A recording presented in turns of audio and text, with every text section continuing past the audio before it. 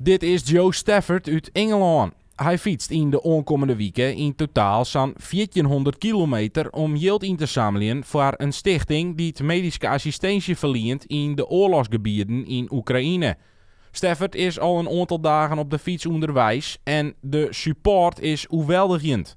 Everyone's been absolutely fantastic. I've had people giving me free dinners and free accommodation, and I've had crowds of people waving at me and cheering in towns and things, and cars going past and bibbing their horns at me, and I had people saying success and things to me. Everyone's been really, really nice. Stafford werkt normaal als docent op een university in Manchester en koe het net langer aanzien. Hij woe wat dwaan voor de mierskip, nam een paar weken vrij van het werk, hij koe de Ronde van Nederland en is op een paard gaan.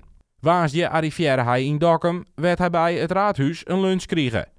Yeah, I knew that Dokkum was a really nice city, and I knew that I'd be going through Friesland, and I knew that Friesland was a really nice area. I didn't know until today that I would definitely be coming to have lunch here, but I'm really glad it worked out how it did, because the place has given me a free lunch and been really nice to me, and we're in a really nice place. I'm very pleased. Joe hoopt het sneu 23 april te finishen in Hoek van Holland en dan zo volle mogelijk geld inzamelen te hebben.